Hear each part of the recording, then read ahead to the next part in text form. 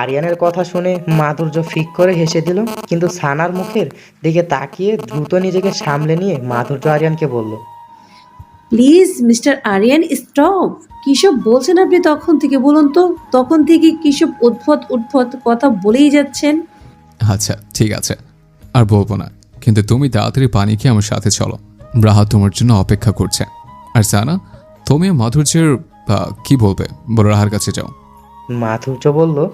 হ্যাঁ সানা, বলো তুমি কি বলবে। সানা দ্রুত বলে উঠল, না মানে, আচ্ছা আমি বরং পরে তোমার সাথে কথা বলি। হ্যাঁ, তুমি বরং গিয়ে পানি খেয়ে এসো, আমি উপরে যাচ্ছি, বাই। বলেই সানা সেখান থেকে একরকম দৌড়ে চলে যেতে লাগলো। আর আরিয়ান মুচকি মুচকি হাসতে লাগলো। এদিকে মাধুর্য সানাকে এভাবে চলে যেতে দেখে হতভম্ব হয়ে সেদিকে তাকিয়ে রইল। সানা ওপরে তার মায়ের কাছে গিয়ে মুখ ফুলিয়ে ধূপ করে চেয়ারে বসতেই সেলিমা বলে উঠল, কি হয়েছে আমার বাচ্চাটার? তোমার মুখটা এত শুকনো দেখাচ্ছে কেন? মামা, ওই আরিয়ান। সেলিমা দ্রুত মুখের কাছে আঙুল নিয়ে ইশারায় সানাকে চুপ হতে বলল, আসতে বলো, কি হয়েছে? আরিয়ানের সাথে ঝগড়া হয়েছে? কিন্তু সে তো ঝগড়া করার ছেলে না। সানা গলা নামিয়ে দাঁতে দাঁত চিবিয়ে বলল, মামা, তোমার বাইরের ছেলে আমাকে একদমই পাত্তা দিচ্ছে না। আমার তো মনে হচ্ছে ও আমাকে সহ্যই করতে পারে না। অথচ ওই মাধুর্য না ফাদুর্য, ওই মেয়ের সাথে দেখো সারাক্ষণ আঠার মতো চিপকে আছে। ওই বাঙালি আনস্মার্ট মেয়েটার মতো কি আছে যা আমার মধ্যে নেই? তাছাড়া তোমার বাইয়ের বউ তো ওই মেয়েটাকে নিয়ে সারাক্ষণ আদিক্ষেতা করে বেড়াচ্ছে। শান্ত হও মামুনি, রাহার বিয়েটা হয়ে যেতে দাও। এরপর আমি আরিয়ানের সাথে তোমার বিয়ের ব্যবস্থাটা এবার করেই ছাড়বো। দেখো, যেভাবেই হোক ওদের রাজি করিয়েই ছাড়বো এবার। আর যদি সোজা আঙুলে ঘি না ওঠে, তাহলে আঙুল কিভাবে বাঁকাতে হয় তাও জানা আছে তোমার মায়ের। আর আরিয়ানকে কোনো রকমে একবার বাগে আনতে পারলে ওই পুচকি মেয়ে মাধুর্য নাকি, ওইটা তো কিছুই না, বুঝলে? সানা অস্থির হয়ে বলল, কি করবে তুমি মামা? সময় হলে দেখতে পারবে, এখন আনন্দ করো, জাস্ট চিল, ওকে? সানা মেকি হেসে বলল। ওকে মাই সুইট মামা। বিয়ের দিন চরম ব্যস্ততায় কাটে সারাদিন। কেউ নিজের স্বাস্থ্যে তো কেউ অন্যকে সাজাতে। আর বাড়িতে বড়রা তো নানা কাজে ব্যস্ত আছেই।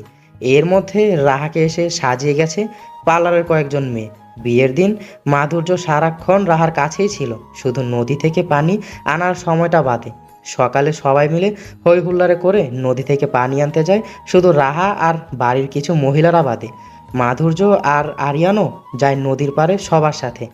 আর সেখানে গিয়েই ঘটে যায় আরেক ঘটনা। মাধুর্য যেহেতু সাঁতার জানে না আর পানিতেও তার ভয় আছে, তাই সে সবার সাথে কিছুটা দূরে নদীর পাড়ে একটু উঁচু স্থানে গিয়ে দাঁড়ায়, যাতে কেউ তাকে ভিজিয়ে দিতে না পারে বা পানিতে ফেলতে না পারে। কিন্তু এতে সে আরও বড় বিপদের সম্মুখীন হয়, কারণ সবাই যখন পানি ওঠানো নিয়ে আর মজা মস্তিতে ব্যস্ত, তখনই সুযোগ বুঝে সানা মাধুর্যকে পানিতে ফেলে দেওয়ার জন্য বুদ্ধি আটে। মাধুর্য যেহেতু সবার থেকে একটু দূরে দাঁড়িয়ে আছে আর সবাইকে হইহুল্লারে ব্যস্ত, তাই এখানে থেকে মাধুর্যকে ফেলে দিলেই হয়তো কেউ টেরও পাবে না। তাছাড়া মাধুর্য যেখানে দাঁড়িয়ে সেখানটা কিছুটা উঁচু বলে সেখান থেকে নদীটা অনেক গভীর বলে মনে হচ্ছিল সানার। তাই ভাবনার মাফিক এতটা শয়তানি হাসি তাই ভাবনা মাফিক একটা শয়তানি হাসি দিয়ে সে ধীর পায়ে মাধুর্যের দিকে এগিয়ে যায় পিছন দিক দিয়ে। আর এই দৃশ্য আরিয়ান চোখে এড়ায়নি। আরিয়ান মাধুর্যর থেকে কিছুটা দূরে দাঁড়িয়ে থাকলেও সে মাধুর্যর দিকে খেয়াল রেখেছিল, যেহেতু দুষ্টু সানাও এখানে এসেছে। কিন্তু সানা এটা টের পায়নি যে আরিয়ান সবটা দেখছে। তাই সানা ধীরে ধীরে মাধুর্যর পিছনে গিয়ে যেই মাধুর্যকে ধাক্কা দিতে যাবে, ঠিক তখনই আরিয়ান এসে ছু মেরে মাধুর্যকে সেখান থেকে সরিয়ে নেয়। ফলে ভারসাম্য হারিয়ে সানা নিজেই গিয়ে নদীতে পড়ে গিয়ে চিৎকার দিয়ে ওঠে। আর মাধুর্য দ্রুত মাথা তুলে আরিয়ানের দিকে তাকিয়ে আবার সানার চিৎকার অনুসরণ করে পিছনে তাকিয়ে দেখে সানা পানিতে পড়ে হাত পা ঝাপটাচ্ছে। সানার চিৎকার শুনে দ্রুত সবাই সেদিকে যেতে লাগলো। আর যারা পানিতে ছিল তারা সাঁতরে সানার কাছে যেতে লাগলো সানাকে বাঁচাতে। এদিকে সানার মা সেলিনা দ্রুত আনিয়ার কাছে ছুটে এসে নাকে কেঁদে কেঁদে বলতে লাগলো, এ কি আরিয়ান, তুমি এখানে এই মেয়েটাকে ধরে দাঁড়িয়ে আছো? তুমি দেখতে পাচ্ছ না আমার মেয়েটা পানিতে পড়ে গেছে? তুমি ছানাকে পানি থেকে উঠানোর চেষ্টা না করে এই মেয়েটাকে ধরে দাঁড়িয়ে আছো কেন? আর তুমি তো এখানেই ছিলে এতক্ষণ, তাহলে ছানা কি করে পানিতে পড়লো বলো তো? আরিয়ান মাধুর্যর হাত ছেড়ে দিয়ে সেলিনার উদ্দেশ্যে বলল, আপনার মেয়ে তো সাঁতার জানে, তাহলে আপনি এত টেনশন কেন করছেন? তাছাড়া আপনার মেয়ে নিজের দোষে পানিতে পড়ে গেছে। সে মেরিনকে পানিতে ফেলতে গিয়ে নিজে পানিতে পড়ে গেছে। সো এসব ড্রামা বন্ধ করেন। সেলিনা আগেই বুঝেছিল এখানে দোষটা সানারই, কেননা কোনোভাবেই কিন্তু সে ভেবেছিল আরিয়ানকে কোনোভাবে ইমোশনালি ব্ল্যাকমেল করবে কিংবা মাধুর্যের ওপর কোনোভাবে দোষ চাপাবে, কিন্তু সে জানতো না তার মেয়ে যে আরিয়ানের চোখেই ধরা খেয়ে গেছে, যার কারণে এখন আরিয়ানের সামনে থেকে কোনোভাবে কেটে পড়লেই সে বাঁচে। তাই দ্রুত আবার কান্নামাখা মুখ করে আরিয়ানের সামনে নাটক শুরু করে দেয় সে। সরি বাবা আরিয়ান, আসলে আমি জানতাম না ছানা এমন একটা কাজ করেছে। প্লিজ তুমি ছানার ওপর রাগ করো না। আর মাধুর্য, প্লিজ মামুনি তুমিও ছানার ওপর রাগ পুষে রেখো না। আসলে ও এখনো অনেকটাই বাচ্চা স্বভাবের, তো তাই হয়তো তোমার সাথে দুষ্টুমি করতে চেয়েছিল। প্লিজ রাগ করো না, হ্যাঁ?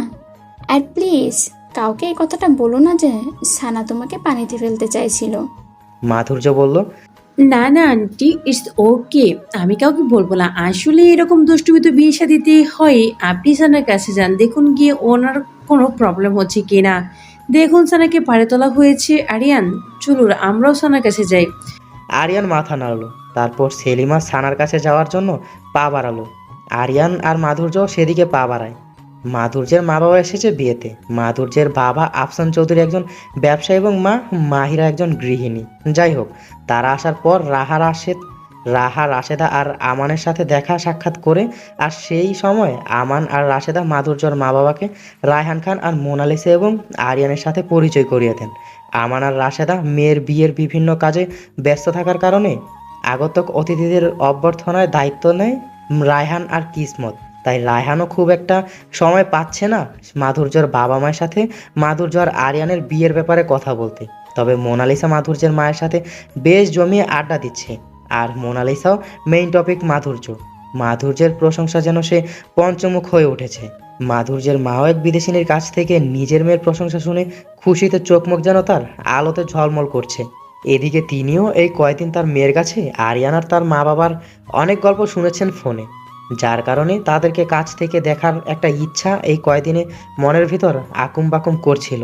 আর আজ সেই ইচ্ছেটা তার পূরণ হলো। তিনি এতদিন বিশ্বাসই করতে পারছিলেন না যে একজন বিলেতি মহিলা এতটা সরল হয়, এত সহজে মানুষের সাথে মিশে যেতে পারে। কিন্তু সহজে সরাসরি দেখে তিনি যে উপলব্ধি করতে পারছেন। তাছাড়া আরিয়ানের আচার আচরণে খুবই নম্র ভদ্রের মনে হচ্ছে তার। একটা ইংরেজ ছেলেও যে বড়দের এতটা সম্মান দেখাতে পারে তা মাধুর্যের মা বাবার জানা ছিল না। যথারীতি বিয়ের কাজ সম্পন্ন হলো। এবার রাহার বিয়ের পালা। বিয়ের বেলা রাহা আর বাড়ির অন্যান্য মহিলাদের হাউমাউ করে কান্না করতে দেখে আরিয়ান পুরো হতভম্ব হয়ে যায়। সে দেখলো এক পর্যায়ে মাধুর্য রাহাকে জড়িয়ে ধরে হাউমাউ করে কান্না শুরু করেছে। আরিয়ান তো পুরাই থ হয়ে গেছে এই দৃশ্য দেখে, কারণ সে কখনোই এমন কোনো বিয়ে দেখেনি লন্ডনে, যেখানে বিয়ের পর বউকে নিয়ে যাওয়ার সময় বউ এবং তার বন্ধু বান্ধব ও আত্মীয় স্বজনরা এভাবে কাঁদে। তার উপর এখানে শুধু মহিলারাই না, বরং রাহার বাবা আর সেই সাথে রাহাকে আর কিসমতকেও চোখের পানি ফেলতে দেখা যাচ্ছে। আরিয়ান এইসব দেখে এক প্রকার বিরক্ত হয়ে যাচ্ছে। এর মধ্যে রাহা কান্নাকাটি করতে করতে আরিয়ান আর তার মায়ের দিকে এগিয়ে আসতে লাগলো। মা ছেলে দুজনেই একসাথেই দাঁড়িয়ে আছে। রাহা তাদের কাছে এসেই ও জেঠিমাকে বলেই মোনালিসার উপর ঝাঁপিয়ে পড়লো। মোনালিসা পড়ে যেতে নিয়েও কোনো রকমে নিজেকে সামলে নিয়ে রাহাকে সান্ত্বনা দিতে লাগলো।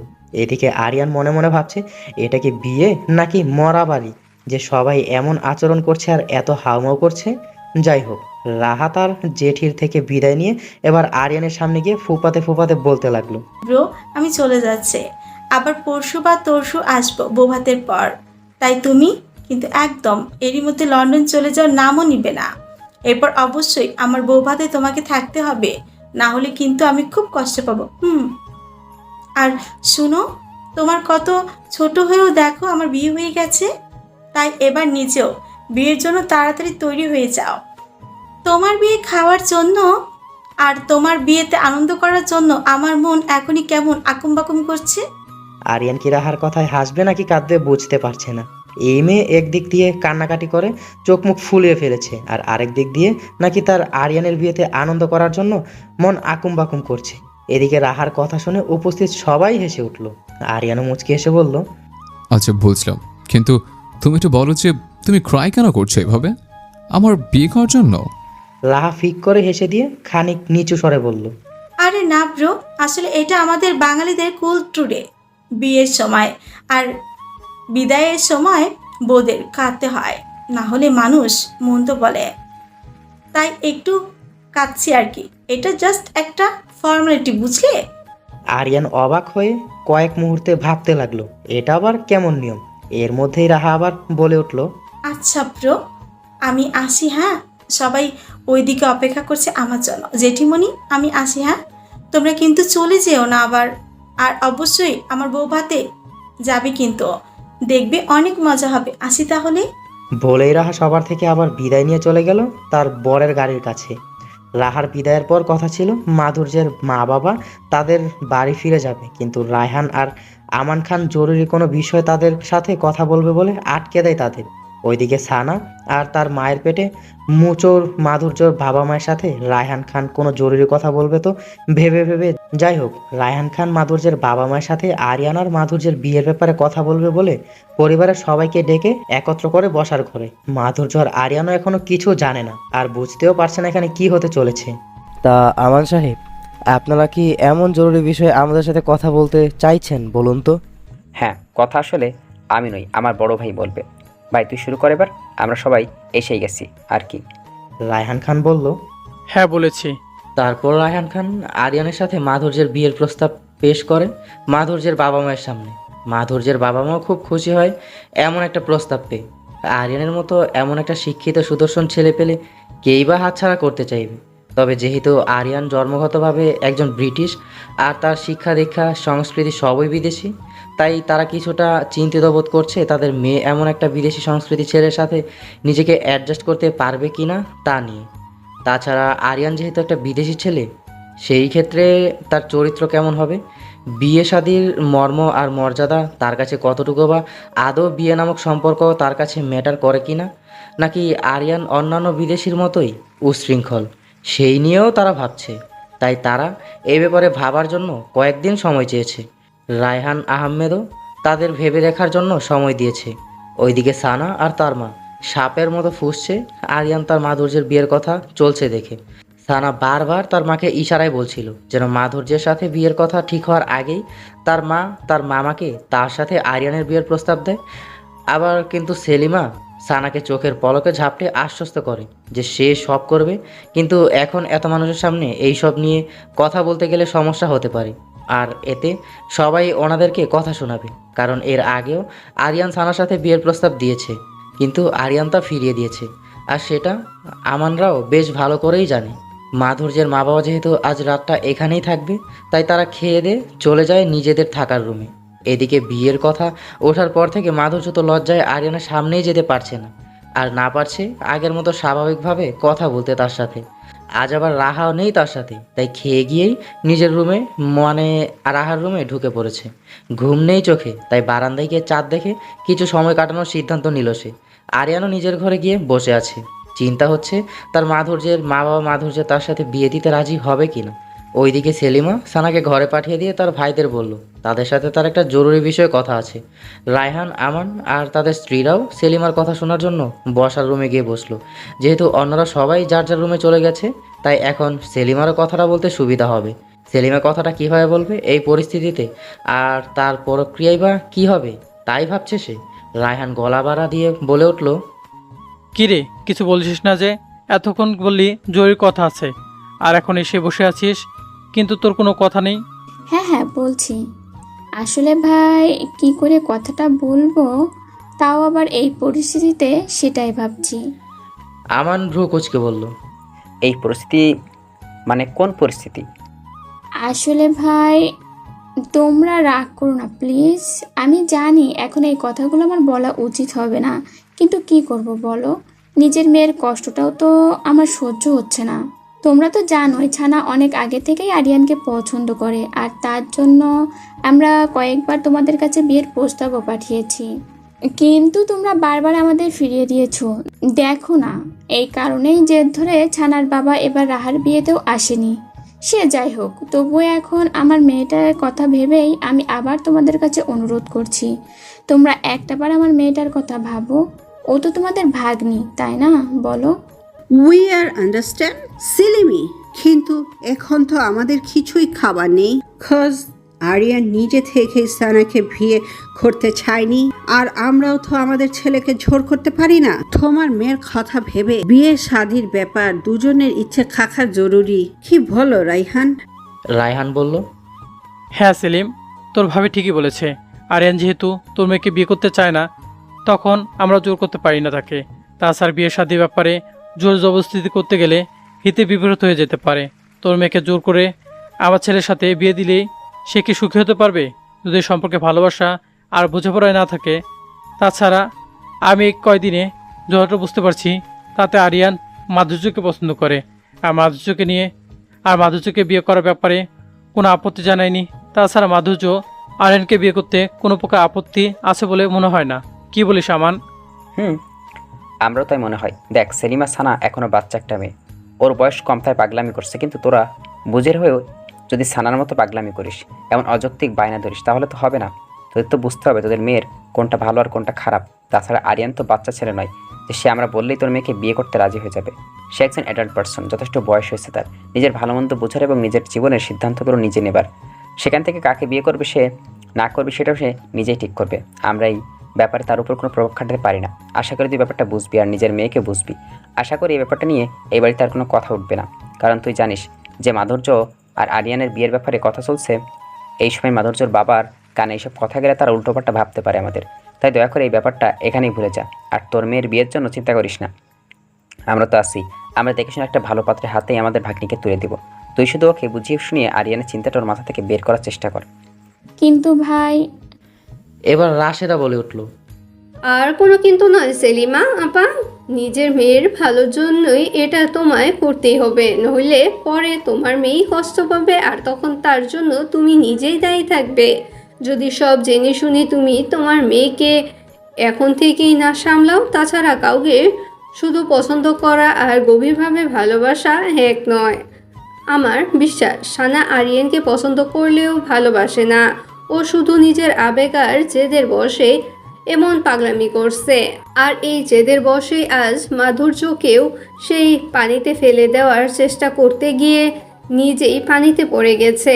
আমার কিসমত বলেছে সপ্তাহ সে নিজ চোখে দেখেছে এই দৃশ্য, কিন্তু ভাগ্যিস সানা মাধুর্যকে ধাক্কা দেওয়ার আগে আরিয়ান মাধুর্যকে সরিয়ে নেয় সেখান থেকে, আর সানা গিয়ে পানিতে পড়ে। নইলে আজ যদি সানার পরিবর্তে মাধুর্য পানিতে পড়ে যেত কি হতো তখন বুঝতে পারছো? মেয়েটা সাঁতার জানে না আর পানিকেও খুব ভয় পায়। আমার তো শুনে বুকটা ধুক করে উঠেছিল। কি ভয়ানক কাণ্ড হতে চলেছিল আজ তোমার মেয়ের জন্য। রায়হানরা সবাই অবাক হয়ে এতক্ষণ রাশেদার কথাগুলো শুনছিল। আমান রেগে গিয়ে তার বোনকে বলল, শুনছিস তোর মেয়ের কাণ্ড কারখানা? আমি তো এসব কিছু জানতামই না। আজ আরিয়ান মেয়েটাকে না বাঁচার কী হতো বুঝতে পারছি। কী জবাব দিতাম মেয়েটার মা বাবাকে? আর এই যে মেয়ের জন্য তুই আমার কাছে এই সাফাই গাইছিস, আরিয়ানের বউ করার জন্য এত পাগল হয়ে আছে। আরে তোর মেয়ে তো নিজের স্বার্থের জন্য দেখছি মানুষ খুন করতে পারবে কি বলছিস? ইতিমধ্যে করার চেষ্টাও করে ফেলছে। আমার তো তোর মেয়েকে এখন ভাগ্নি বলে ডাকতেও লজ্জা হচ্ছে। আর এই মেয়েকে কিনা আমার খাঁটি হিরার নাই স্বচ্ছ আর এত নম্র একটা ভাতিজি আরিয়ানের বউ করার জন্য এতবার করে প্রস্তাব পাঠিয়েছিস। ভাগ্যেস আরিয়ান রাজি হয়নি, নইলে তো ওই উড়নচণ্ডী আর উগ্র স্বভাবের মেয়ে তো ছেলেটার জীবনটাকে অসহ্য করে ফেলতো। সেলিমা এবার কেঁদে উঠল, ফোপাতে বলতে লাগলো, তুমি আমার মেয়েকে এভাবে বলতে পারলে ভাইয়া? ও তোমার ভাগ্নি নয়। মানলাম না বুঝে একটা ভুল করে ফেলেছে, তাই বলে তুমি এভাবে বলতে পারলে আমার মেয়েকে? থাকবো না আমি আর এখানে। কালকেই আমি আমার মেয়েকে নিয়ে চলে যাব কানাডায়। এত অপমান আর সহ্য হচ্ছে না। কোথাকার একটা মেয়ে, সে দুদিনেই তোমাদের এত আপন হয়ে গেল, আর আমার মেয়ে এখন তোমাদের সবচেয়ে পর, তাই না? রায়হান বিরক্তি নিয়ে বলে উঠল, হ্যাঁ থাম তোরা। সেলিনা, তুই এখন যাই বলিস না কেন, শাক দিয়ে কিন্তু মাছ ঢাকা যায় না। তোর মেয়ে যেটা করেছে সেটা কিন্তু তোর কাছে অপরাধ বলে মনে হচ্ছে না। আর আমি তো বলবো এটা শুধু অপরাধ নয়, বরং জঘন্যতম অপরাধ। অথচ তুই বলছিস না বুঝে এটা ভুল করে ফেলেছে। সব অপরাধী বলে সে না বুঝে করে ফেলেছে, কিন্তু তুই তো বুঝের নিজে মেয়েকে এর জন্য কোনো শাসন করেছিস?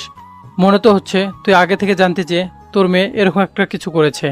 সেলিমা কান্নার গতি আরো বাড়িয়ে দিয়েই মোনালিসা বলল, আচ্ছা রাইহান, তুমি ওকে আর কথা শুনিও না। দেখতে পাচ্ছ তো মেয়েটা খাচ্ছে, আর সানাও তো না বুঝেই কাজটা করে ফেলেছে। তাই মেয়ে থাকে আমরা ওকে আর বকো না।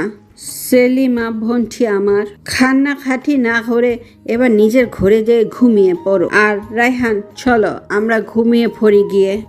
ওইদিকে অনেক রাত হয়ে গেলেও মাধুর্য আর আরিয়ানের কারো চোখেই ঘুম নেই। তাই আরিয়ান আর মাধুর্য দুজনেই দুই দিক থেকে ভাবছে একটু ছাদ থেকে ঘুরে আসবে। যেই ভাবা সেই কাজ। দুইজনেই দুই দিক দিয়ে নিজেদের ঘর থেকে বের হয়ে ছাদে যাওয়ার জন্য পা বাড়ালো। সিঁড়ির কাছে যেতেই দুজনে একে অপরের সাথে ধাক্কা খেয়ে মাধুর্য ভয়ে ভূত বলে চিৎকার দিতে নিলেই আরিয়ান তার মুখ চেপে ধরে বলল, স্টপ, আই এম আরিয়ান, আমি ভূত নই। মাধুর্য যেন এবার শরীরে প্রাণ ফিরে পেল। সে মুখ থেকে আরিয়ানের হাতটা সরিয়ে দিয়ে বড় বড় শ্বাস নিতে লাগলো। আরিয়ান আবার বলল, আর ইউ ওকে? এত ভয় কেন পাও? ভূত বলে কিছু আছে নাকি? মাধুর্য ভ্রু কুঁচকে বলল, ও রিয়েলি? তাহলে সেদিন যে বললেন আপনি নাকি ওই দিঘির মধ্যে ভূতকে সাঁতার কাটতে দেখেছেন, ভূত না থাকলে এটা কেন বলছিলেন শুনি? আরিয়ান মিষ্টি এসে বলল, আরে ওইটা তো আমি সানাকে ভয় দেখানোর জন্য বলেছিলাম। But I believe in ghost, কারণ ভূত বলে কিছু হয় না, বুঝলে? বলছে আপনাকে? আরিয়ান ভ্রু কুঁচকে বলল, কি বলেছে আর কে বলেছে? জানি না, কিন্তু আপনি এত রাতে এখানে কি করছেন? ও, আমি তো রুফটপে যাচ্ছিলাম। বাট তুমি এখানে কি করছো এত রাতে? আরে আমি তো ছাদে যাচ্ছিলাম। ও রিয়েলি? তাহলে তো ভালোই হলো। চলো আমরা দুজনে একসাথে চাই, দুজনে অনেক গল্প করব, কি বলো? চলুন তাহলে। এরা দুজন ছাদের এক পাশে গিয়ে দাঁড়ালো। দুজনেই কিছুক্ষণ চুপ করে রইল। এক পর্যায়ে আরিয়ান বলল, তুমি কি আমার উপর রাগ করেছ? মাধুর্য অবাক চোখে আরিয়ানের দিকে তাকিয়ে বলল, না তো, হঠাৎ এই প্রশ্ন কেন করলেন? না মানে ওই যে আমার মম ড্যাড, তোমার মম ড্যাডের সাথে আমাদের বিয়ের কথা বলছে, তাই অ্যাকচুয়ালি আমি এসব কিছু জানতাম না, আমাকে আগে থেকে কিছু জানানো হয়নি, তাই তুমি আমার উপর রাগ করো না প্লিজ। মাধুর্য মুচকি হেসে বলল, আমি আপনার উপর রাগ করেছি সেটা আপনাকে কে বললো? আমি বলেছি? না বলনি, কিন্তু তুমি বিয়ের কথা হওয়ার পর থেকে আমার সাথে আর আগের মতো কথা বলছো না, যেন নিশ্চুপ হয়ে গেছো। মাধুর্য এবার মুচকি এসে বলল, আপনি ভুল বুঝছেন, আমি মোটেও আপনার উপর রাগ করিনি। তবে হ্যাঁ, যদি আপনি আমাকে বিয়ে করতে না চান তাহলে আমাকে সরাসরি কোনো রকম দ্বিধাদ্বন্দ্ব না করে বলে দিতে পারেন, জাস্ট মি, আমি কিছু মনে করব না। তাছাড়া আপনার কালচার, আপনার স্ট্যাটাস সব কিছু আমার থেকে অনেক আলাদা। তাই আমাকে আপনার ওয়াইফ হিসেবে পছন্দ না হওয়াটা স্বাভাবিক। তাই যদি আমাকে ভালো না লাগে তাহলে ভদ্রতার খাতিরে বা আমার মন রাখার জন্য মনের মধ্যে কোনো কথা লুকিয়ে রাখবেন না। যদি কিছু বলার থাকে তাহলে বিয়ের কথাবার্তা আর সামনে এগোনোর আগে সেটা বলে ফেলুন প্লিজ। আরিয়ান মাধুর্যের দিকে কিছুক্ষণ স্থির দৃষ্টিতে তাকিয়ে থেকে বলল, ইউ নো ম্যারিন, আমি না কখনোই কোনো মেয়ের এতটা কাছে আসেনি যতটা তোমার কাছে এসেছে। কোনো মেয়ের দিকে এত ভালো করে দেখিও নি যেভাবে তোমাকে দেখেছে। আই সোয়ার, লন্ডনে বাংলাদেশে অনেক মেয়ে দেখেছে, বাট আই থিঙ্ক আমার চোখে দেখে সবচেয়ে বেস্ট মেয়েটা শুধুই তুমি। আমি আজ এই কথাগুলো বলছি কজ আমার মনে হচ্ছে আজ তোমাকে এগুলো বলা উচিত। এরপর কি আমার ব্যাপারে তোমার আর কোনো কনফিউশন আছে?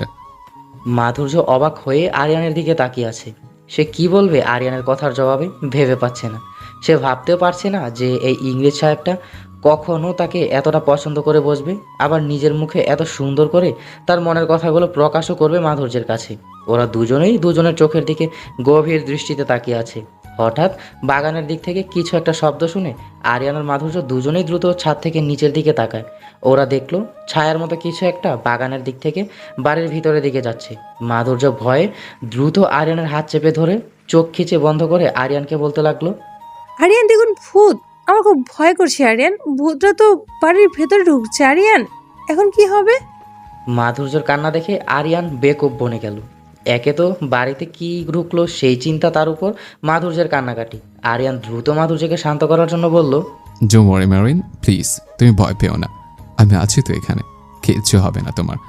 আর তোমার মনে হচ্ছে ওইটা কোনো ভূত নয়, বরং কোনো চোর।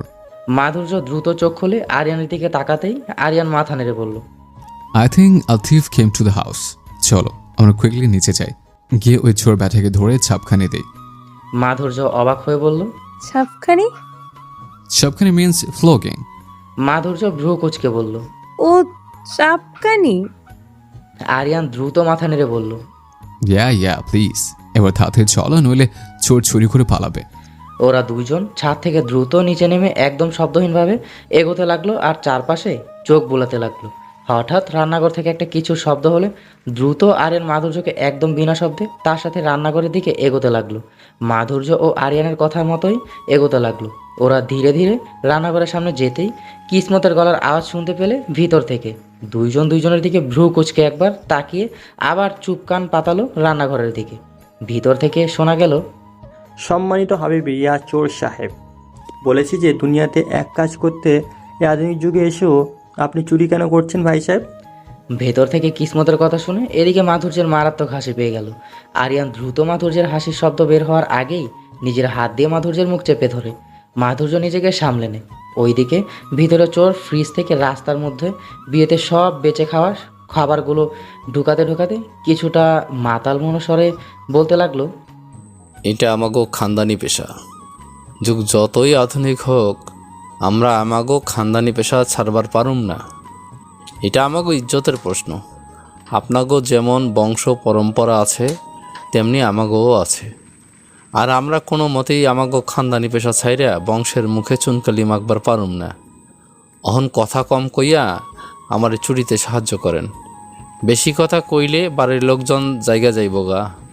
আর আপনাকেও বাড়ির সব লোকজন নিশ্চয়ই আপনার মতো এত মহৎ হৃদয়বান না যে আমারে খাতির যত্ন কইরা কইব, ল বাবা যা খুশি লইয়া যাও। পরে হেরাইয়া আমারে ঠ্যাঙ্গানি দিলে সেই ঠ্যাঙ্গানের হাত থেকে আমারে বাঁচাইব কেডা? না না, ছি, এইসব কি বলেন? আপনি হচ্ছেন গিয়ে আমাদের জয়ফুন, মানে মেহমান। আমরা কি আপনাকে ঠ্যাঙানি দিতে পারি? আচ্ছা, আমি আর কিছু বলবো না, কিন্তু জনাব চোর সাহেব আর একটা কথার উত্তর দিবেন আমার। আর একটাই তো।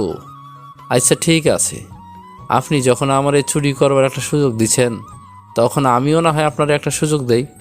কন কি জানবার চান? না মানে বলছিলাম যে আনা মানে আমি যদি আপনাকে দেখার পর আপনার দুঃখ করে না বুঝে বাড়ির লোকজনকে ডেকে আপনাকে ধরিয়ে দিতাম, তখন আপনি কি করতেন? কি আর করতাম, হয় যান পরাণ লইয়া ভাগতাম, আর নয়তো আপনি বেশি বাড়াবাড়ি করলে মানুষ আউনের আগে কোমরের থেকে ছুরিটা বাইর কইরা আপনারে ঘেচেং করে ঢুকাই দিতাম। নাউজুবিল্লাহ। ভাই চোর সাহেব, আপনি কি জানেন না যে মানুষ হত্যা হারাম কাজ? আর আপনি মনে হয় জানেন না যে জান বাঁচান ফরজ। কথায় আছে, চাচা আপনার প্রাণ বাঁচা। হের লাইগা আমিও নিজের জান বাঁচানোর লাইগা আপনারে মারলে আমার পাপ হইব না। কিসমতের গলা শুকিয়ে গেল চোরের কথা শুনে। সে শুকনো গাছতে লাগলো। চোর দ্রুত নিজের কাজ বন্ধ করে কিসমতের মুখ চেপে ধরে বলল, আরে মিয়া কাজতাছেন কেন? মানুষ জায়গা যাইব তো। আপনার কি পিপাসা পাইছে? একটু বাংলা দিমু? আমার কাছে জাপানি বাংলা মাল আছে। আমার এক ডাকাত বন্ধু দিছিল আর কইছিল হ্যাঁ নাকি আমার লাইগা জাপান থেকে আনছে এইটা। খাইবেন একটু? দেই, গলাটা ভিজান, ভালো লাগবে অনেক। দিমু একটু? হা করেন, ঢাইলে দেই। ধুর মিয়া চোর সাহেব, কি বলেন এসব? আমি একজন পাক্কা মুসলমান, বড় শক্ত আমার ইমান, বড় শক্ত আমার ইমান। আমি এসব খাই না, বুঝলেন? ইসলাম এসব খাবার হারাম। আপনিও পারলে ছেড়ে দেন, প্রয়োজনে মদের বদলে মধু কিনে খান।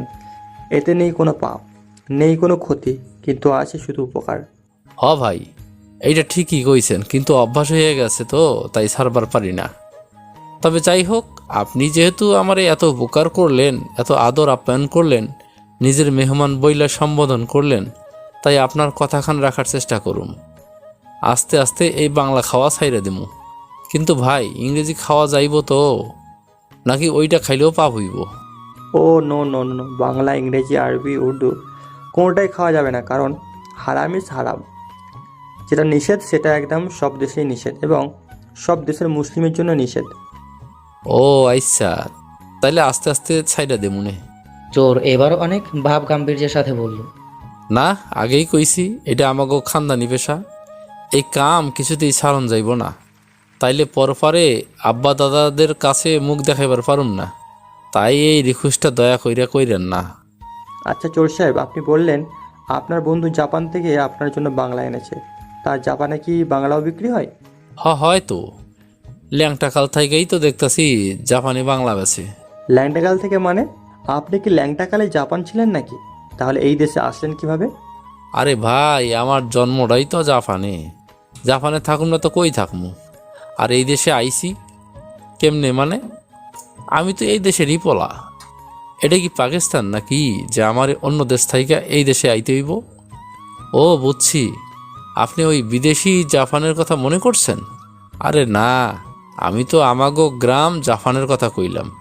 আসলে আমাগো গ্রামের নাম জাপান গ্রাম। চোর আর কিসমতের মধ্যে আরও অনেক কথা চলছে। আসলে কিসমত রাতে পানি খেতে নিলে দেখে ঘরে পানি নেই, আর তাই রান্নাঘর থেকে পানি আনতে যেতেই কারো একটা ছায়া দেখতে পায় রান্নাঘরের দিকে যেতে।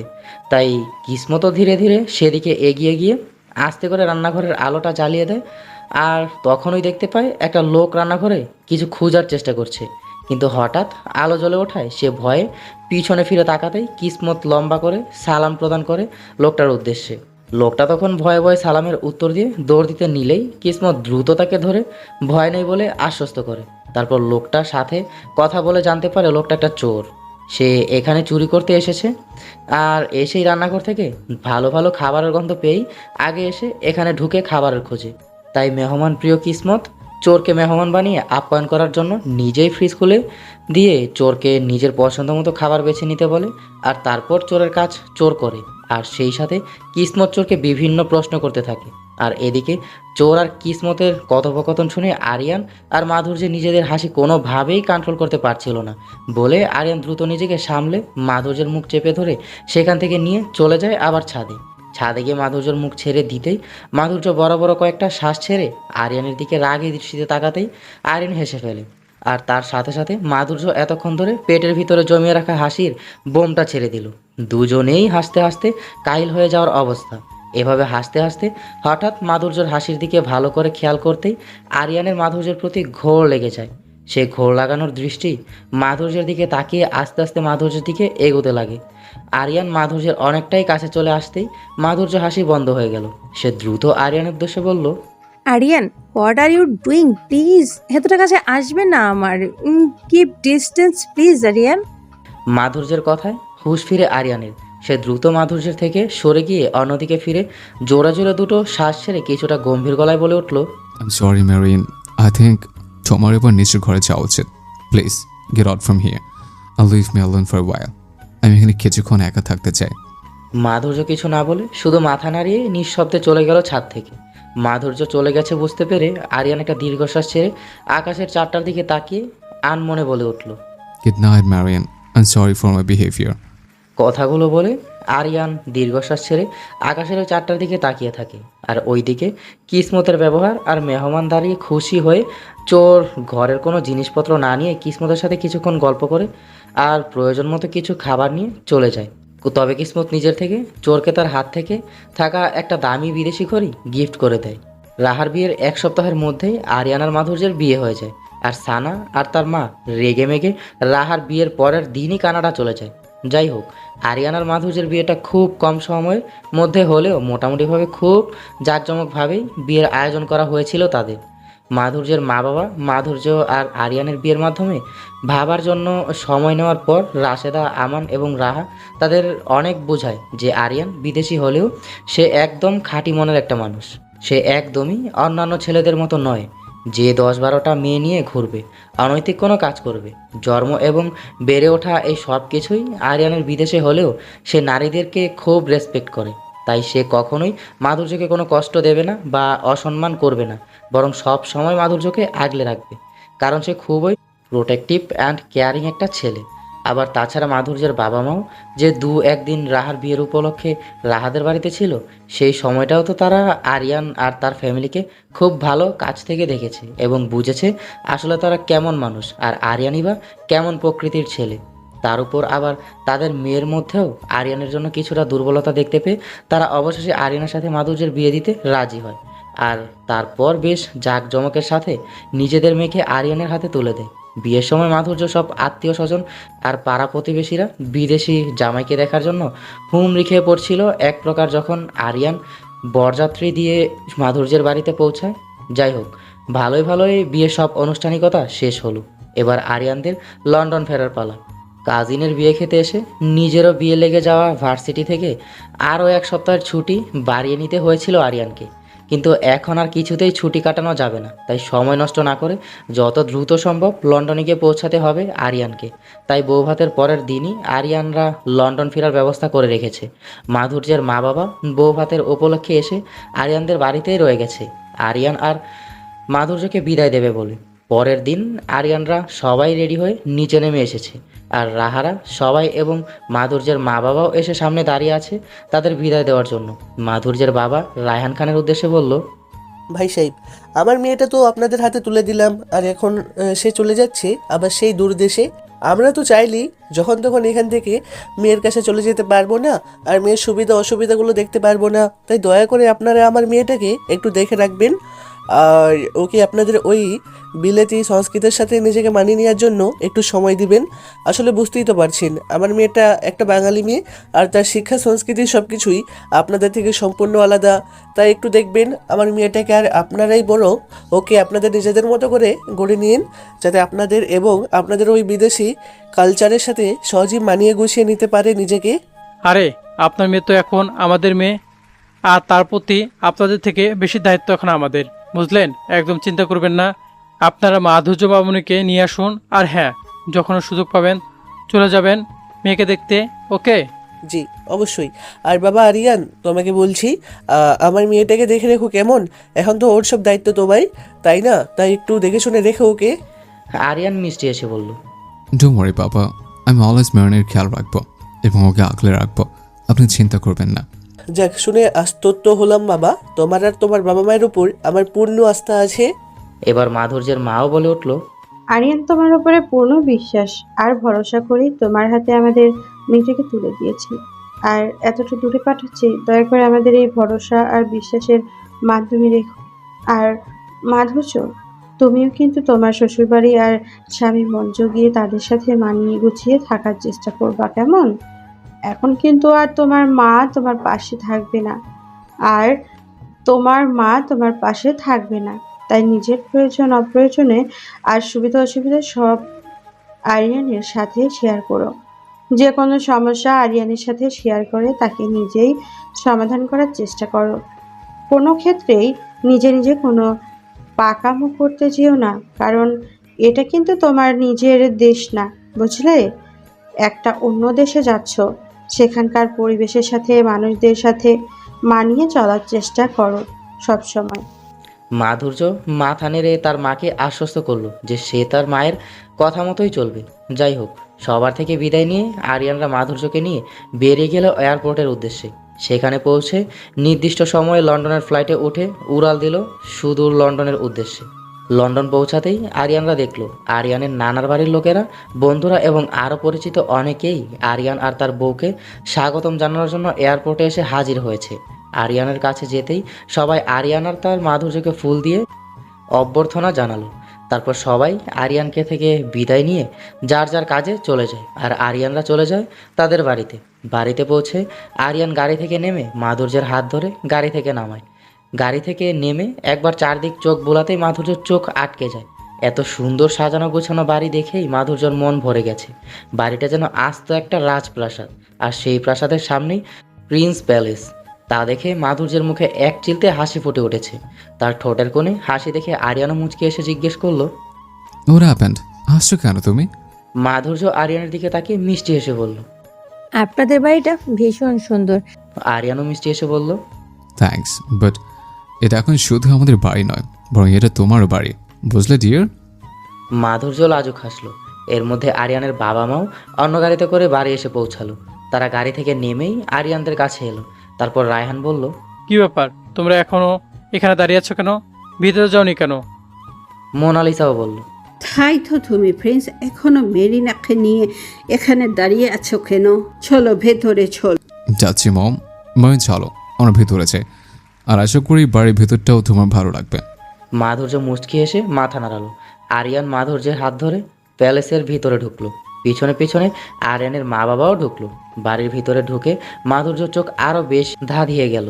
বাড়ির ভিতরটাও অনেক বিশাল, যেটা বাইরে থেকে বোঝা যায় না। আর এত সৌন্দর্য তা বলে শেষ করা যাবে না। বাড়ির প্রতিটা জিনিসই যেন কেউ খুব সূক্ষ্ম হাতে সাজিয়ে গুছিয়ে রেখেছে এমন মনে হয়। মাধুর্য রাতে ফ্রেশ হয়ে ঘুমাতে এসে দেখে আরিয়ান ঘরে নেই, আর বিছানার ওপরে কয়েকটা শপিং ব্যাগ আর তার উপর একটা চিরকুট পড়ে আছে। মাধুর্য ভ্রুকুচকে বিছানার দিকে এগিয়ে গিয়ে চিরকুটটা খুলে পড়তে লাগলো। চিরকুটে লেখা আছে, Dear wife, all the clothes in the shopping bag are yours. These are all night clothes. Get ready for tonight by wearing any of your choice from here. Go and get ready in 5 minutes. Otherwise, if you take more than 5 minutes, then I will come and dress you. Will I come? Okay, I'm coming to you, darling. Lots and lots of kisses for you. মাধুর্য চিরকুটটা পরে হাসবে নাকি কাঁদবে বুঝতে পারছি না, কারণ আজ মাধুর্য আর আরিয়ানের প্রথম রাত। প্রচণ্ড ভয় আর অস্বস্তি বোধ করছে এখন মাধুর্যের। কিন্তু এইদিকে আরিয়ান যে কোনো সময় চলে আসবে, তাই তাকে আরিয়ান আসার আগেই তৈরি হতে হবে, নইলে আবার যদি আরিয়ান দুষ্টটা সত্যি এসে ওর পোশাক চেঞ্জ করতে চায়। মাধুর্য ভেবেই পাচ্ছে না আরিয়ানটা বিয়ের পর এতটা দুষ্ট হয়ে উঠলো কিভাবে। সুযোগ পেলেই মাধুর্যকে কোনো না কোনোভাবে হ্যারেস করে এই দুষ্টটা। আর এখন আবার 5 মিনিটের মধ্যে ওর দেয়া পোশাক পরে তৈরি না হলেই সত্যি না জানি এসে নিজ হাতে পোশাক পরাতে উঠে পড়ে লাগে কে জানে। তাই দ্রুত মাধুর্য গিয়ে ঘরের দরজাটা ভিতর থেকে বন্ধ করে দিয়ে আরাম করে এসে বিছানায় বসে সবগুলো শপিং ব্যাগের পোশাকগুলো বিছানায় ঢেলে দিল। তারপর একটা পোশাক হাতে নিয়ে খুলতে দেখেই মাধুর্য চোখ বড় বড় হয়ে গেল। সেই সাথে নিজের অজান্তেই মুখের উপর একটা হাত চলে গেল তার। মাধুর্য মুখ থেকে হাতটা সরিয়ে দু হাতে পোশাকটা উল্টোপাল্টা করে দেখতে লাগলো, এটা কি পোশাক নাকি অন্য কিছু। এক এক করে সে সবগুলো পোশাকই উল্টে পাল্টে দেখতে লাগলো। কোনোটায় পুরো পিঠ খালি, তো কোনোটায় এক সাইড দিয়ে কোমরের নিচ থেকে পুরো গায়ের অংশ খালি, আর কয়েকটা তো এমন যে এগুলো দেখে মাধুর্য নিজেই নিজের চোখ ঢেকে ফেললো। সে এইসব পোশাক পরবে কিভাবে, আর এগুলো পরে আরিয়ানের সামনেই বা যাবে কীভাবে।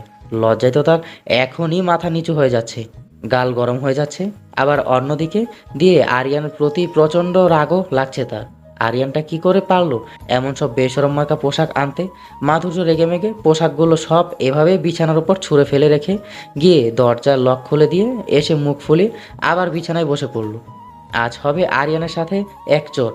5 মিনিট পরই আরিয়ান একগুচ্ছ ফুল হাতে করে ঘরে আসে, আর এসে দেখে মাধুর্য এখনও আগের পোশাকেই বিছানায় বসে আছে, আর তারপরে বিছানার ওপর সেই পোশাকগুলো ছড়িয়ে ছিটিয়ে পড়ে আছে। তার সবচেয়ে বড় কথা, মাধুর্য আরিয়ানকে দেখেই অন্যদিকে মুখ ঘুরিয়ে মুখ ফুলিয়ে বসে আছে। আরিয়ান অবাক হয়ে মাধুর্যর কাছে গিয়ে বলল, What happened, my dear wife? তুমি এভাবে মুখ ফুলে কেন বসে আছো? আর এখন রেডি হওনি কেন? পোশাকগুলো কি পছন্দ হয়নি?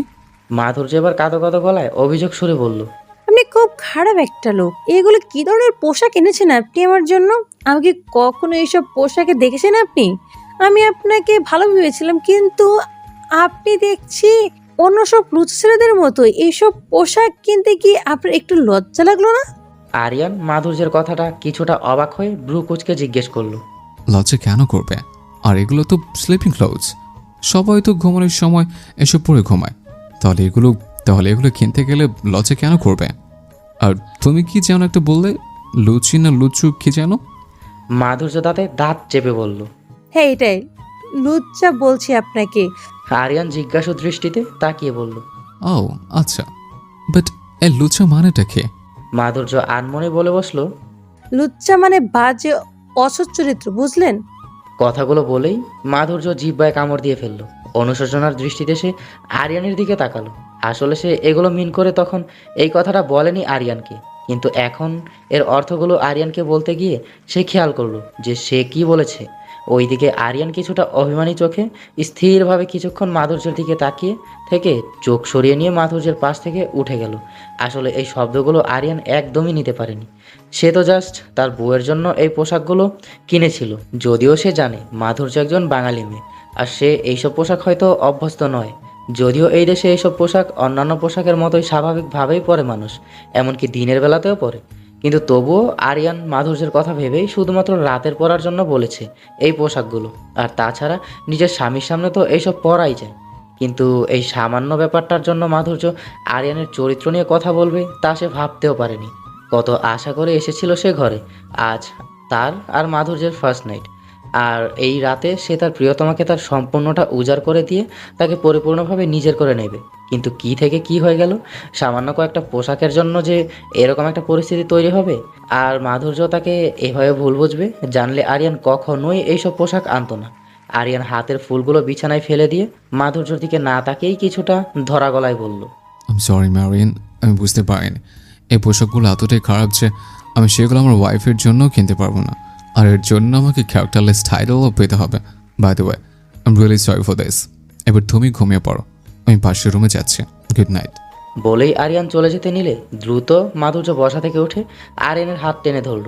আরিয়ান এক পলক মাধুর্যের দিকে তাকিয়ে আবার চোখ সরিয়ে নিয়ে জোরপূর্বক মুখটা কিছুটা হাসি ফুটিয়ে তুলে বলল, হোয়াট, কিছু বলবে? ও বুঝেছে, দাঁড়াও আমি পোশাকগুলো সরিয়ে নিচ্ছি। বলেই আরিয়ান মাধুর্যের হাত থেকে নিজের হাতটা সরিয়ে নিয়ে উল্টো দিকে ফিরে বিছানার কাছে গিয়ে পোশাকগুলো সব তুলে নিয়ে মাধুর্যের উদ্দেশ্যে বলল, এবার ঘুমিয়ে পড়ো, আমি এগুলো নিয়ে যাচ্ছি।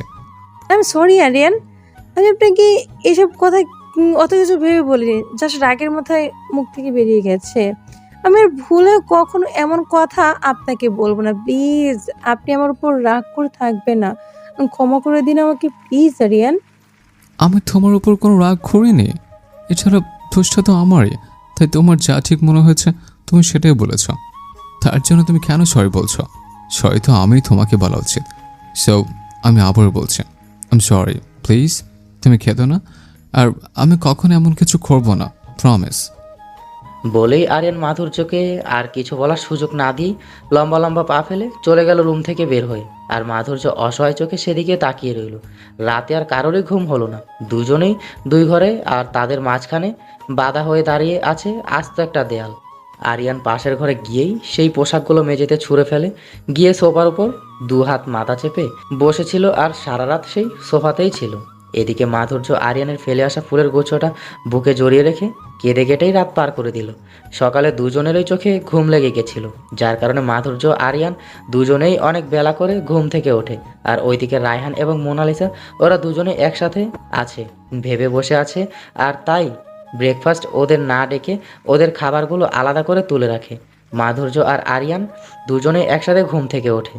অনেক লেট হয়ে গেছে দেখে দুজনেই দ্রুত যার যার রুমে ওয়াশরুমে ঢুকে শাওয়ার নিয়ে বের হয়ে পোশাক পরে দুজনেই ঘর থেকে বের হতে গিয়ে একে অপরের মুখোমুখি হয়ে যায়। আরিয়ান মাধুর্যকে দেখে কৃত্রিম হেসে গুড মর্নিং বলে পাশ কাটিয়ে চলে যেতে নিলে মাধুর্য দ্রুত বলে উঠল, আপনি কি কোথাও বের হচ্ছেন? ওয়াই? না মানে দেখে মনে হচ্ছে কোথাও যাওয়ার জন্য তৈরি হচ্ছেন, তাই জিজ্ঞেস করছি। Oh by the way, have you had your breakfast? Madhurya মাথা নিচু করে বলল। নো আপনি? আরিয়ান অবাক হয়ে বলল, না করিনি, বাট তুমি এখনো কেন করনি? না মানে আজ ঘুম থেকে উঠতে একটু দেরি হয়ে গেছে। আচ্ছা, আমারও same reason. By the way, তুমি ব্রেকফাস্ট করে নাও, আমি একটু বাইরে বের হচ্ছে। মাধুর্য দ্রুত জিজ্ঞেস করলো, এ কি আপনি না খেয়ে বেরিয়ে যাচ্ছেন? ডোন্ট ওয়ারি, আমি বাইরে খেয়ে নেব।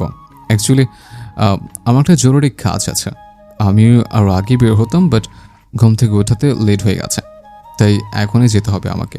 So have to go now, you go and have your breakfast. Bye bye, see you. বলে আরিয়ান দ্রুত পায়ে চলে গেল মাধুর্যের সামনে দিয়ে। মাধুর্য বুঝতে পারছে না সে কি করবে। আরিয়ান যেভাবে তাকে অ্যাভয়েড করে চলছে তাতে সে কোনো চান্সই পাচ্ছে না আরিয়ানের মান ভাঙানোর। এখন মাধুর্যের নিজেকে নিজেরই চর মারতে মন চাচ্ছে।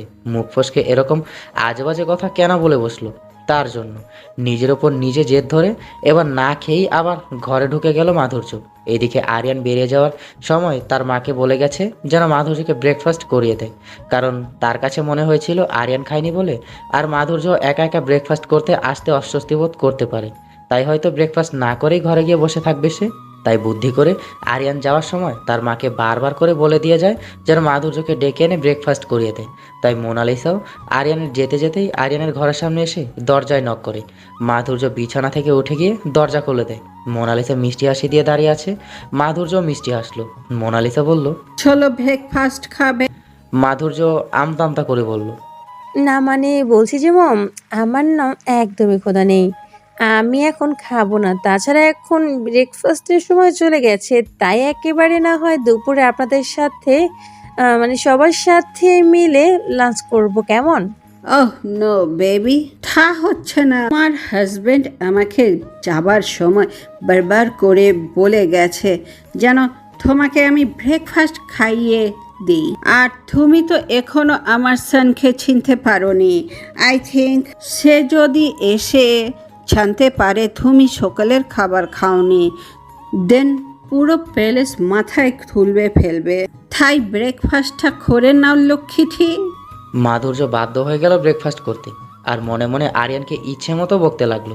মাধুর্য মনে মনে বলছে, যে লোক একটা এদিকে আমার সাথে রাগ দেখে মুখ ফুলিয়ে আমার থেকে দূরে দূরে থাকার চেষ্টা করছে, আর অন্যদিকে আবার আমার খাওয়া দাওয়া নিয়ে কত কনসিডার। আসো তুমি বাড়িতে, দেখবো আমি কতক্ষণ তুমি মুখ ফুলিয়ে আমার থেকে দূরে থাকতে পারো। ব্যাটা ইংরেজ কোথাকার। এরকম আরও অনেক হাবিজাবি কথা ভাবতে ভাবতে খাওয়া শেষ করলো মাধুর্য। আর এর মধ্যে মোনালিসার সাথে টুকটাক গল্প তো আছেই। খাওয়া শেষ করে মাধুর্য উঠতে নিলেই মোনালিসা বলল, লিস্টিন মেরিন, টুমরো তোমাদের বিয়ে উপলক্ষে আমরা একটা পার্টি রেখেছি বাড়িতে। সো তুমি আর প্রিন্স গিয়ে বিকেলে নিজেদের পছন্দ মতো শপিং করে নিয়ে এসো, ওকে? মাধুর্য কথাটা শুনে মনে মনে খুশি হলো, কারণ এই সুযোগে আরিয়ানের সাথে কালকের ব্যাপারটা নিয়ে কথা বলে সব মিটমাট করা যাবে। তাই মাধুর্য মিষ্টি এসে মোনালিসাকে বলল, ঠিক আছে বোন, কিন্তু আপনার ছেলে কি যাবে আমার সাথে? ও মা, ওখানে যাবে না। তাছাড়া তুমি ওর ওয়াইফ, তোমার সাথে না গেলে কার সাথে যাবে সে? না মানে আমি বলছিলাম যে উনি কি সময় পাবেন আমার সাথে যাবার? আসলে কিছুক্ষণ আগে তো ব্যস্ত হয়ে বেরিয়ে গেলেন, তো তাই বললাম। ও নো নো, তুমি সেই নিয়ে চিন্তা করো না। আরিয়ান ঠিক সময় মতো চলে আসবে। অ্যাকচুয়ালি অনেক দিন ছুটি খাটিয়েছে তো, সেই জন্য আজ ইউনিভার্সিটিতে যেতে হচ্ছে। তুমি সেই নিয়ে চিন্তা করো না, এখন গিয়ে একটু রেস্ট নাও। আচ্ছা বোন, আমি আসছি তাহলে। আর আপনার কোনো প্রয়োজন হলে আমাকে অবশ্যই ডাকবেন, কেমন? মোনালিসা মিষ্টি এসে বলল, okay dear, okay. No, you go and take rest. অনেক ধকল গেছে কয়েকদিন তোমার উপর দিয়ে, তাই এখন তোমার একটু রেস্টের দরকার। না হলে টুমরোতে পাঠিয়েছে তো তোমাকে অনেক উইক লাগবে। মাধুর্য এবার একটু শব্দ করে হেসে বলল, আচ্ছা আচ্ছা, আমি যাচ্ছি, আপনিও গিয়ে রেস্ট নিন মম। ঠিক আছে। দুপুরে আরিয়ান বাসায় ফিরে ফ্রেশ হয়ে খেতে বসে খাবার টেবিলে। কাজের লোক খাবার বেড়ে দিচ্ছে, সবাই টেবিলে উপস্থিত, কিন্তু মাধুর্য এখনো আসেনি। আরিয়ান তার মাকে জিজ্ঞেস করলো, মম, মেরিন কি খাবার খেয়েছে? নো মাই সান, সে তো বলেছিল আমাদের সাথে খাবে। তুমি খেতে আসতে বলনি? আরিয়ানের খেয়াল হলো যে তার বাবা মা জানে না তারা আলাদা ঘরে থাকছে। তাই আরিয়ান দ্রুত বসা থেকে উঠে বলল, নো, অ্যাকচুয়ালি সে মনে হয় ওয়াশরুমে ছিল, তাই আমি দেখতে পাইনি। আমি ভেবেছিলাম সে এখানে চলে এসেছে, আমি গিয়ে ডেকে আনছি ওকে। বাই দ্য ওয়ে, সে সকালের খাবার খেয়েছিল তো? হ্যাঁ, সে খেয়েছে। ওকে। বলে আরিয়ান দ্রুত মাধুর্যকে ডাকতে গেল। মাধুর্য ঘরের সামনে গিয়ে একবার দরজা নক করলো। ভিতর থেকে কোনো সারা শব্দ না পেয়ে আরিয়ান আবার নক করে।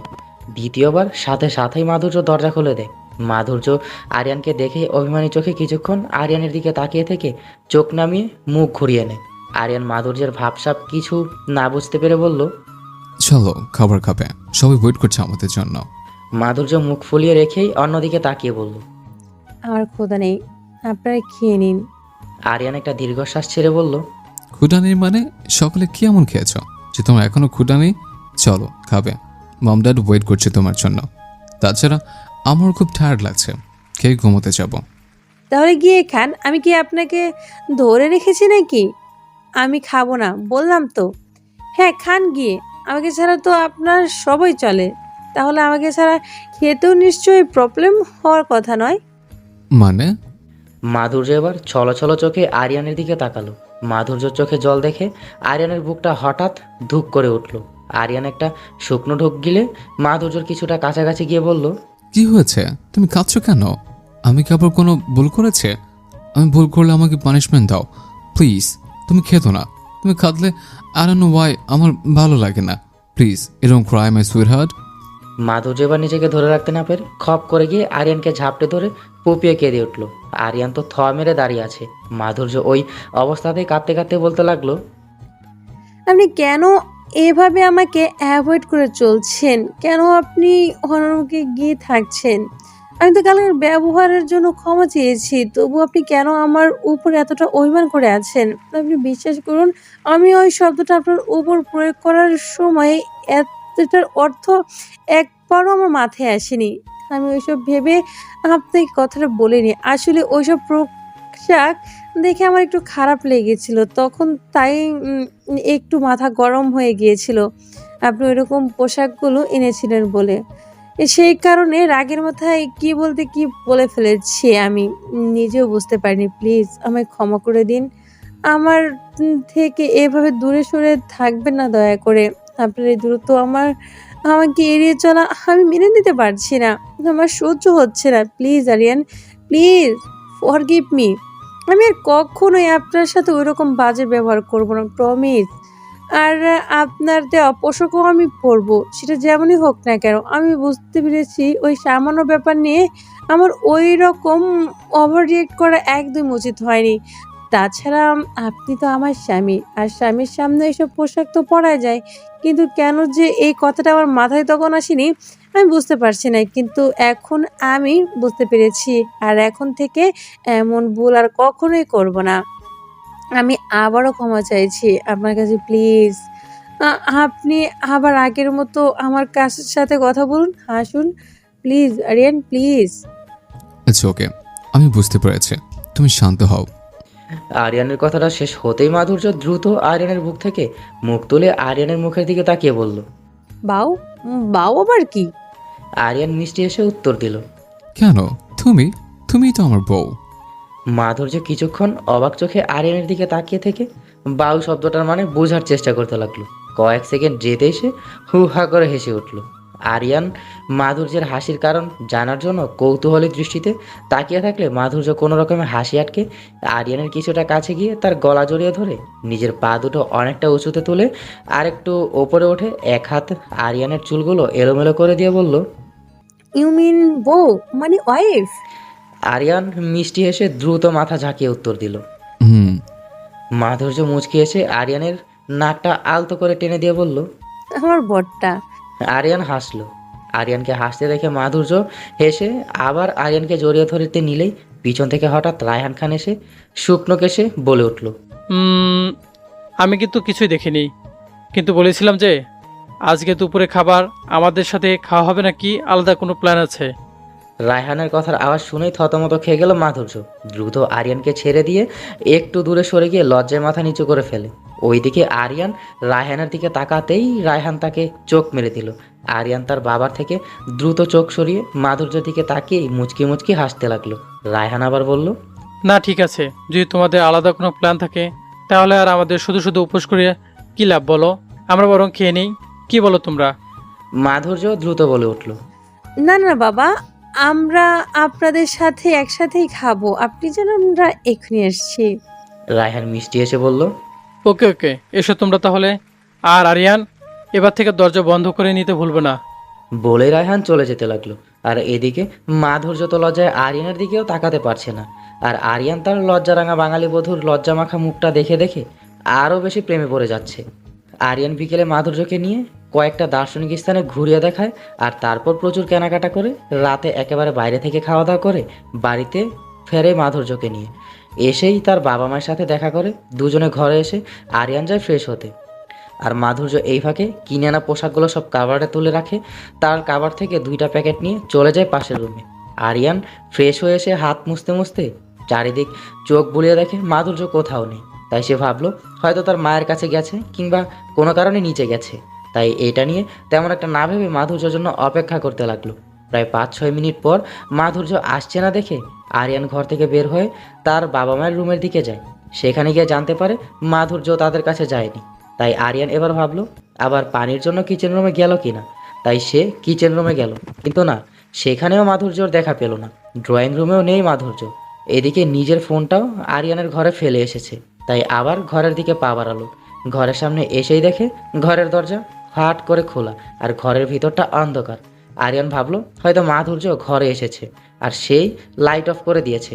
আরিয়ান মুচকে এসে বাইরের আলোয় যতটা দেখা যায় সেই আলোতেই ঘরে ঢুকে ঘরের লাইটের সুইচ হাতড়ে লাইট অন করে পিছনে ফিরে তার মুখ হা হয়ে গেল। এরকম কিছু দেখার জন্য হয়তো সে প্রস্তুত ছিল না। সে দেখে মাধুর্য একটা পাতলা সাফ টিস্যু শাড়ি আর তার সাথে একেবারে স্লিপলেস ব্লাউজ পরে চুলগুলো ছেড়ে এক সাইডে এনে উল্টো দিকে ফিরে দাঁড়িয়ে আছে। তার উপর আবার ব্লাউজের পিছনের পিঠ অনেকটা চওড়া। এই দৃশ্য দেখে আরিয়ানের মাথা ঘুরে গেল। সে ঘোরের মধ্যে পড়ে গেল। আরিয়ান আস্তে আস্তে মাধুর্যর দিকে এগোতে লাগলো। এক পর্যায়ে আরিয়ান একদম মাধুর্যের কাছাকাছি গিয়ে মাধুর্যের পিছনে দাঁড়ালো। মাধুর্য চোখ খিচে বন্ধ করে একটা বড় শ্বাস ছেড়ে লাজুক হেসে আরিয়ানের দিকে ফিরল। প্রচণ্ড নার্ভাস ফিল করছে মাধুর্য, কিন্তু তবু আজ এই ঝুঁকিটা নিল এই বেশে আরিয়ানের সামনে দাঁড়ানোর। আসলে কাল আরিয়ানের সাথে যেই ব্যবহারটা করেছে সেটার প্রায়শ্চিত করার একটা প্রচেষ্টা এটা।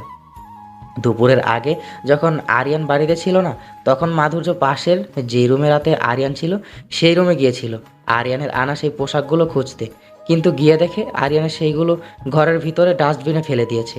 তাই সেগুলো সেখান থেকে এনে লন্ড্রিতে দেওয়ার জন্য রেখে দেয়। আর শপিংয়ে যাওয়ার সময় তার শাশুড়ি তাকে আলাদাভাবে কিছু ডলার দিয়েছিল তার শাশুড়ির পক্ষ থেকে নিজের পছন্দ মতো কিছু কিনে নেওয়ার জন্য। এদিকে পরনের শাড়িটা তার দেশ থেকে আনা হলেও শাড়ির সাথে থাকা ব্লাউজটা ছিল খুবই সাধারণ। তাই মাধুর্য শপিংয়ে গিয়ে এই শাড়িটার সাথে ম্যাচ করে ব্লাউজটা কিনেছিল, যদিও আরিয়ান তখন সেটা দেখেনি।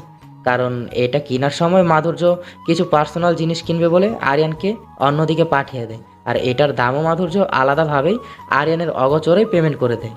যাই হোক, মাধুর্য সামনের দিকে ফিরে লাজুক হেসে কাঁপা কাঁপা গলায় আরিয়ানকে বলল, কেমন লাগছে আমি? আরিয়ান আনমনে মাধুর্য আরও একটু কাছে গিয়ে বলল, Why do you want to drive me crazy like this? এমনিতে তো ক্রেজি হয়ে আছে তোমার প্রেমে, এর বেশি ক্রেজি হলে সামলাতে পারবে তো আমায়? মাধুর্য আরিয়ানের কথায় যেন আরও লাল হয়ে উঠল লজ্জায়। সে দ্রুত মুখ লুকালো আরিয়ানের বুকে। আরিয়ান মুচকি এসে মাধুর্যের মুখ নিজের বুক থেকে সরিয়ে এনে আঙুলের সাহায্যে মাধুর্যের থুতনিটা ধরে মুখটা উপরে তুলে আস্তে আস্তে ঠোঁটের দিকে এগোতে নিলেই মাধুর্য ভয়ে চোখ মুখ খিচে আরিয়ানকে ধাক্কা মেরে উল্টো দিকে ফিরে এক দৌড় মেরে গিয়ে বিছানায় বসে হাঁপাতে লাগলো। ওইদিকে আরিয়ান মাধুর্যের এই অবস্থা দেখে হু হা করে হেসে দিয়ে তার কাছে এগিয়ে এসে বলল, কি এইটুকুতে দম শেষ মিসেসের? এটা তো কিছুই ছিল না, যে একটা ট্রেলার ছিল। পুরো মুভি দেখলে তো মনে হচ্ছে তোমাকে খুঁজে পাওয়া যাবে না। মাধুর্য এবার লজ্জায় দুই হাতে মুখ ঢেকে বলল, ইস, আর কত লজ্জা দেবেন? এতটা দুষ্ট হলেন কিভাবে আপনি? আগে তো এমন ছিলেন না। আরিয়ান এবার মাধুর্যের গা ঘেঁষে বসে দুষ্ট হেসে বলল, আগে তো তুমি আমার ওয়াইফ ছিলে না, তাই এখন তুমি আমার বউ হয়ে গেছো আর আমিও দুষ্ট হয়ে গেছি, আন্ডারস্ট্যান্ড? মাধুর্য মুখ থেকে হাত সরিয়ে আরিয়ানের থেকে কিছুটা সরে বসতে নিলে আরিয়ান তার কোমর জড়িয়ে ধরে এক টানে নিজের কাছে নিয়ে আসে। মাধুর্য অবাক চোখে আরিয়ানের দিকে তাকাতেই আরিয়ান ভ্রু নাচিয়ে বলে ওঠে, কোথায় সরে যাচ্ছ? আমাকে জাগিয়ে দিয়ে নিচে ঘুমিয়ে যাবে? তা হচ্ছে না। মাধুর্য অবাক হয়ে জিজ্ঞেস করলো, মানে মেয়ে? আরিয়ান দুষ্ট হয়েছে মাধুর্যের কানের কাছে মুখ নিয়ে ফিসফিসিয়ে বলল, আজকে কিন্তু আমি কিছুতেই ছাড়ছি না মাই ডিয়ার ওয়াইফ। আমাদের বিয়ের 4-5 ডেজ হয়ে গেছে, কিন্তু এখন আমাদের ফার্স্ট নাইটই হলো না। আজ আমি কোনো বাধা মানব না। আজ তো আমি আমাদের ফার্স্ট নাইট করেই ছাড়বো। So be ready sweetheart. মাধুর্যের অনার্স ফাইনালের রেজাল্ট বের হয়েছে, খুব ভালো রেজাল্ট হয়েছে। এবার মাস্টার্সে ভর্তি হওয়ার পালা। আর তাই আরিয়ান তারও ইউনিভার্সিটিতে মাধুর্যের অ্যাডমিশনের জন্য ব্যবস্থা করেছে। যথাসময় অ্যাডমিশন টেস্টে ও টিকে গিয়ে মাধুর্য সেখানে ভর্তির সুযোগটা অর্জন করে নেয়। মাধুর্য ভীষণ এক্সাইটেড, কারণ এখান থেকে সে সব সময় আরিয়ানের কাছাকাছি থাকতে পারবে। কিন্তু এখন পরিস্থিতি কিছুটা ভিন্ন হতে পারে, কারণ বাড়িতে আরিয়ান একজন হাজব্যান্ড হিসেবে থাকলেও ভার্সিটিতে থাকবে একজন টিচার হিসেবে।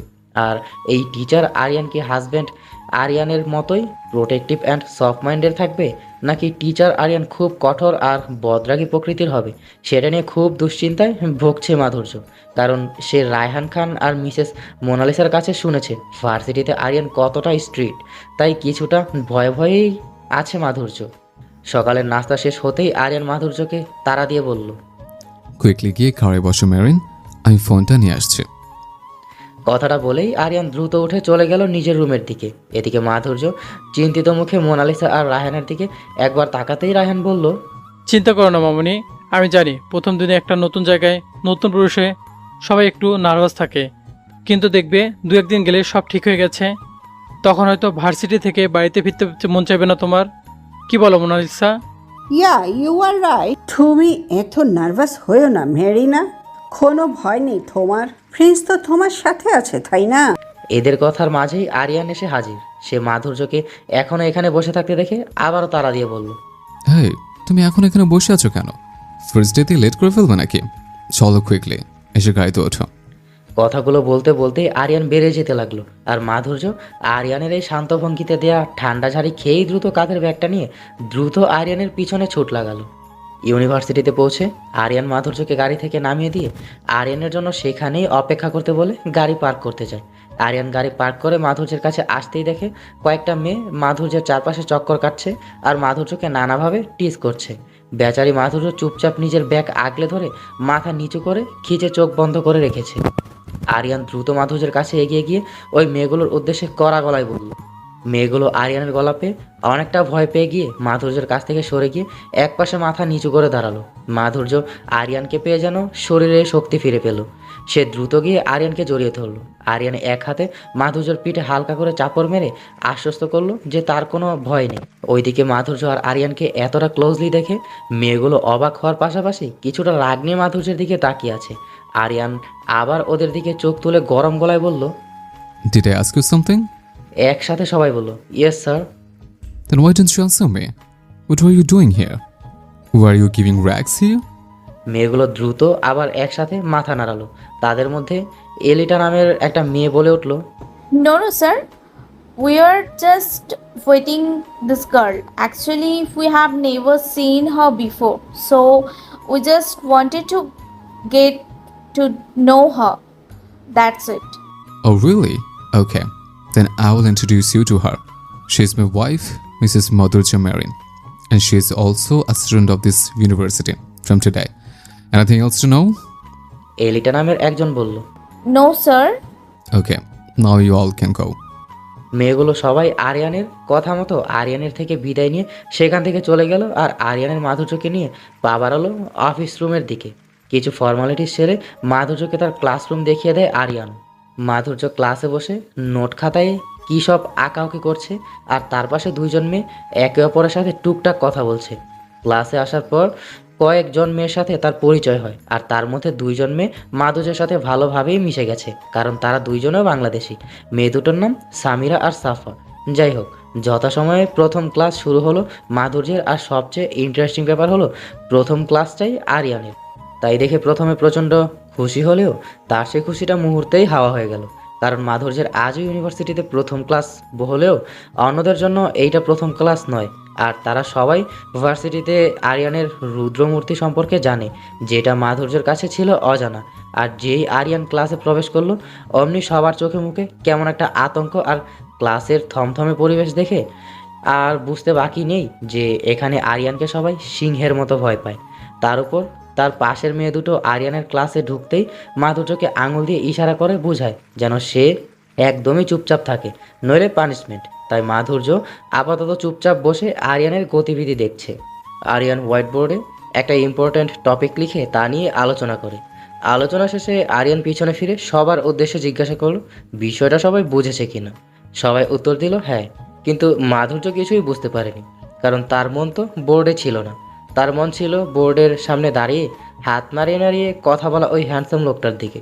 কিন্তু এখন পড়াটা বোঝেনি বলে যদি আরিয়ান রেগে গিয়ে সবার সামনে ধমক টমক দিয়ে বসে বা কোনো শাস্তি দিয়ে দেয়, সেই ভয়েই সে কিছু না বলে চুপ করে বসে আছে। কিন্তু সে বুঝতে পারেনি যে এটাই তার কাল হবে। আরিয়ান হুট করেই মাধুর্যের উদ্দেশ্যে বলে ওঠে, Hey you, can you explain the topic to me? মাধুর্য আরিয়ানের কথা একবার আশেপাশে তাকিয়ে আবার আরিয়ানের দিকে তাকিয়ে নিজের দিকে ইশারা করে বলল, মি। Yeah. মাধুর্য এবার আস্তে আস্তে বসা থেকে উঠে ক্লাসের সবার দিকে একবার চোখ বুলিয়ে নিল। সবাই কৌতূহলী দৃষ্টিতে তাকিয়ে আছে মাধুর্যের দিকে। মাধুর্য আমতা আমতা করে বলল, actually I am. What are you? মাধুর্য আবার আমতা আমতা করে বলে উঠল, I don't understand it. What? You didn't understand that? মাধুর্য মাথা দুই দিকে নাড়িয়ে বলল। নো। আরিয়ান সাথে সাথেই কিছুটা ধমকে স্বরে বলে উঠল, Then why didn't you say before that you didn't understand it? Didn't I ask everyone if they understood the topic? Then why didn't you say that you didn't understand it? মাধুর্য এর আগে কখনোই আরিয়ানের এমন রূপ দেখেনি, আর কখনো আরিয়ানের থেকে কোনো বকাও খায়নি। বাড়িতে আরিয়ান সব সময় মাধুর্যের কাছে একজন সুপার কুল পারসন। যতই দুজনের মধ্যে মান অভিমান হোক না কেন, আরিয়ানের ব্যবহার সবসময় মাধুর্যের সাথে একদম সফট থাকে। আর তাই হঠাৎ করে আরিয়ানের রামধমক, তাও আবার সেটা এই ভরা মসজিদে হওয়ার ব্যাপারটা মাধুর্য হজম করতে না পেরে তৎক্ষণাৎ ফুপিয়ে কেঁদে ওঠে। সবাই তো হা হয়ে মাধুর্যের দিকে তাকিয়ে আছে, আর আরিয়ান যেন এবার মাধুর্যর কান্না দেখে আরও তেতে উঠলো। সে এবার আরও জোরে ধমক দিয়ে উঠলো। Hey you, why you crying? Don't cry at all. I'm telling you to stop crying. This is not your home or any kindergarten. It's a university. So stop doing this kind of behavior. আরিয়ানের কথায় মাধুর্যের কান্না উল্টো আরও বাড়লো, বই কি কমলো না। আরিয়ান এবার নিজের রাগ আর কন্ট্রোল করতে না পেরেই বলল, Oh, just shut you stupid fool. Either you stop crying or go out to my class. Out. আরিয়ানের সাজানো কণ্ঠে বলা এই কথাগুলো আর নিতে না পেরে মাধুর্য সাথে সাথেই কাঁধের ব্যাগটা হাতে নিয়ে ফুপাতে ফুপাতে দৌড়ে বেরিয়ে গেল ক্লাস থেকে। আর সবাই ওর যাওয়ার দিকে হা করে তাকিয়ে আছে। আর এদিকে আরিয়ান বেচারা পড়েছে জ্বালায়। এখন ভার্সিটিতে পড়াতে এসেও কি সে বউয়ের সাথে বাড়ির মতোই আচরণ করতে পারবে? কিন্তু এই ব্যাপারটা তার বউকে কে বোঝাবে?